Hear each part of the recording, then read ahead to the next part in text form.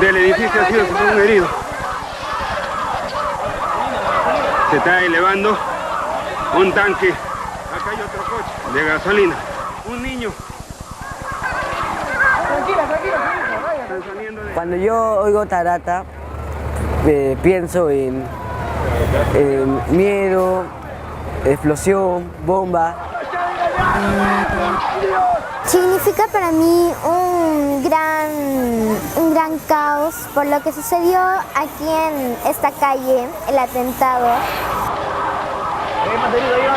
Hubo como una explosión por la culpa del terrorismo. Sí, hubo muerte, hubo heridos. Lo primero que me viene a la cabeza, atentado del 16 de julio de 1992, por Sendero Luminoso.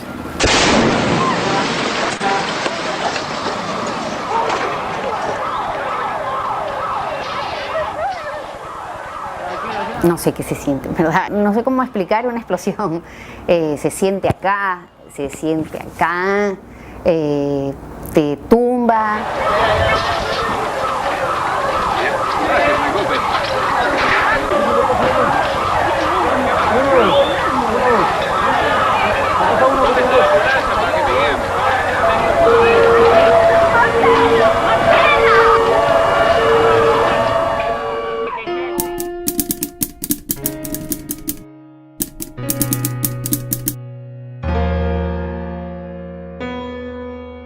Bueno, yo tenía 17 años, mi vida era de persona que recién ha terminado el colegio. Todavía estaba definiendo bien qué cosa quería hacer, dónde quería estudiar, qué cosa quería estudiar. Exactamente el 16 de julio del año 92, eran las 21:30, así aproximadamente, yo me encontraba al mando de la Móvil 1. Estábamos ahí en el frontis de la municipalidad estacionados y de pronto escuchamos un estruendo que nos remeció a todos.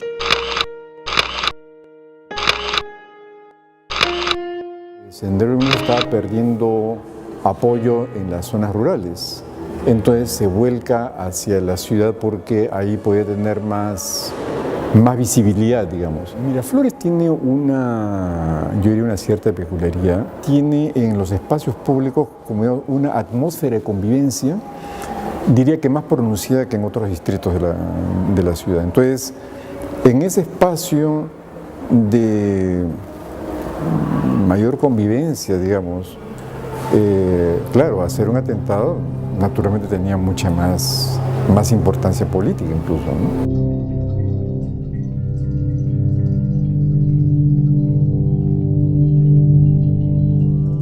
Porque asumimos estar listos para cualquier bomba, estar listos para cualquier desastre.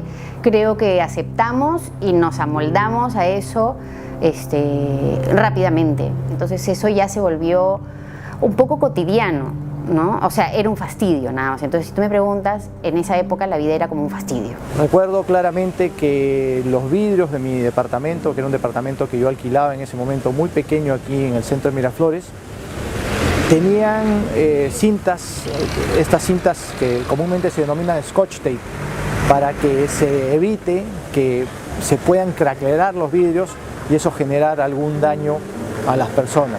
Teníamos que estar muy atentos en ese momento, pidiendo sus documentos a las personas, haciendo operativos y todo eso con la finalidad de poder identificar, capturar a los presuntos terroristas, delincuentes. Era muy confuso entender eso porque ya la policía contra el terrorismo había capturado pues, a gente que estaba, pues, que le dio de repente como había médicos, abogados, hasta bailarinas y todo eso, creo que estaban en eso de ese grupo terrorista. Entonces nosotros ya dudábamos de todas las personas, nos encontrábamos así ya bastante confundidos. Hoy en día cuando uno ve en una calle un auto estacionado, un día o dos, pues a uno no le llama la atención.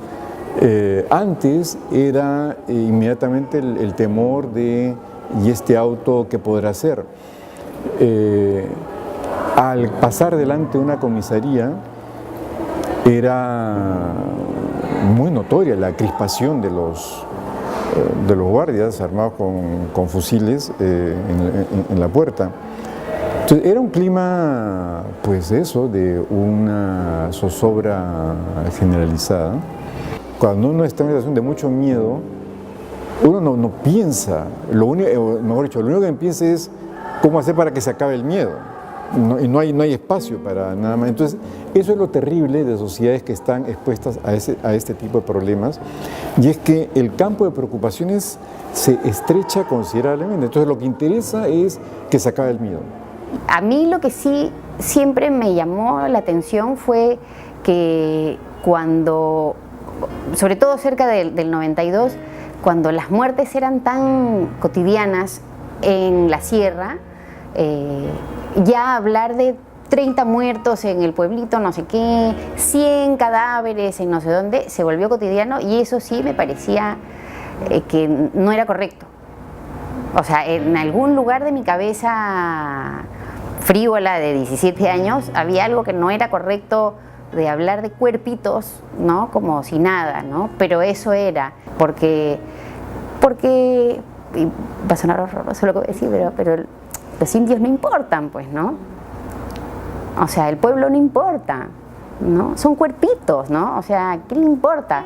Y tratarlo de esa manera desde la prensa, desde la oficialidad del gobierno, eso es lo que engendra una reacción inmanejable como el terrorismo, ¿no? Cuando en los 80 empiezan en simultáneo tanto Sendero Luminoso, que declara su guerra popular, y el Estado, que convoca elecciones universales por primera vez en la historia. Yo creo que fue en ese momento inaugurar un nuevo tipo de Estado, y un nuevo tipo de Estado que era pues muy frágil en sus comienzos.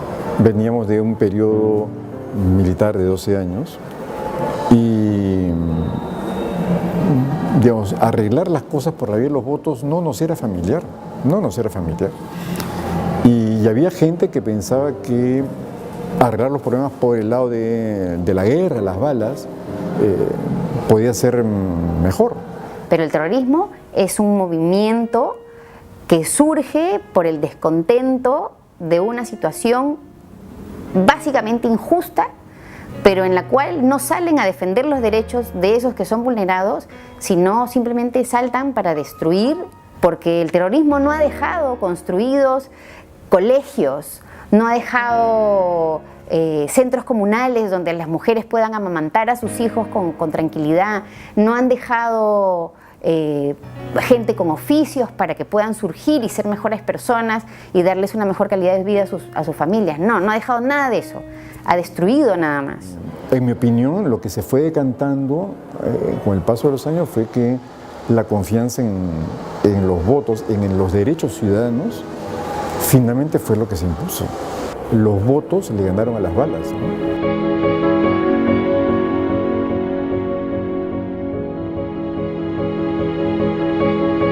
¿Sabes qué?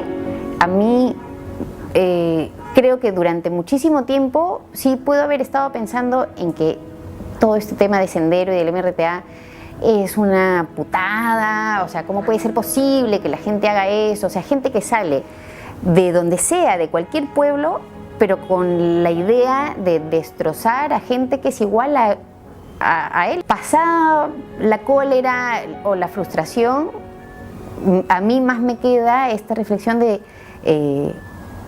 todo es por algo. Entonces, si uno trata mal, con desprecio, humilla y degrada la humanidad de otra persona, esa otra persona no es que tenga el derecho de reaccionar de esa manera, pero es normal reaccionar. Yo creo que la principal tara que tenemos en el Perú y en muchos países latinoamericanos es una separación excesiva, grosera, entre el trabajo intelectual y el trabajo manual. Es decir, el que toma el café y el que sirve el café, para ponerlo en esos términos. Mientras haya esa distinción tan tajante, un discurso igualitario siempre va a tener un cierto límite. Entonces, ¿cuál es la solución frente a eso? que haya una mayor integración desde la escuela entre trabajo manual y trabajo intelectual. El tema es que mientras los que son servidos no aprenden a servir y los que sirven no pasen por la experiencia también de ser servidos, bien difícil que nos entendamos. Yo creo que mi reflexión es empezar de chiquito y aprender a ser educados, amables, corteses, con absolutamente todas las personas que te vas a cruzar en la vida. La persona que limpia la calle y que está barriendo la basura de la vereda se merece un buenos días, un gracias. El portero de tu edificio se merece una pregunta sobre cómo está de salud y cómo está su familia de vez en cuando, porque ese silencio y esa distancia que uno coloca con soberbia tiene consecuencias, y las consecuencias yo las he vivido. Cuando explosionó esta carga tan negativa el 16 de julio de 1992 en Tarata, mucha gente terminó de tomar conciencia. Yo creo que los cambios no se producen de la noche a la mañana. Fue un punto de inflexión, sin duda, un proceso iniciado en ese momento, y estamos caminando hacia una mejor posibilidad de tener también una mejor nación. Sin embargo, yo creo que es importante para cualquier sociedad madura aprender de sus errores, de las situaciones que no se pueden volver a repetir, y en ese aprendizaje construir sobre lo construido, no tener que destruir para recién comenzar a construir. Estamos viviendo en otros tiempos, respiramos otros aires de tranquilidad. No vivimos en el país de las maravillas, pero hemos avanzado bastante y tenemos que aprender de eso, de que hace 25 hubo muertes, destrucción, de terrorismo, todo eso, y ahora ya no tenemos eso. Entonces eso fue tan difícil para la sociedad, hay muchos fallecidos, mártires, héroes y todo eso, de tanto lo militar, el policía, como la sociedad en general.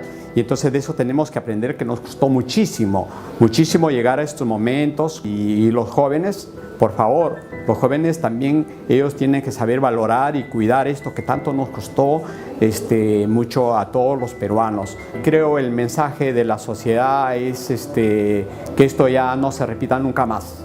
Mi mayor reflexión es en el tema de los jóvenes, es que deberían aprovechar la edad que tienen para ser más críticos y menos conformistas. Los 15, 16, 17, 18, 19 años son la edad en la que uno tiene que estar cuestionando las cosas para que sean mejor. No cuestionarlas para que sean como te gustan, sino para que sean mejores. Un joven no puede recordar lo de Tarata, porque no lo vivió, o sea, no estaba en la misma ciudad, no había nacido siquiera. No lo vivió, o sea, no lo llevan en el cuerpo, o sea, sus oídos no registraron estallidos, la piel no se les erizó de miedo, ni las manos le sudaron por el temor a tal o cual cosa. No se le puede pedir que recuerde, pero sí se le puede pedir que eso sea parte de su memoria, porque la memoria es parte de lo que hace nuestra identidad.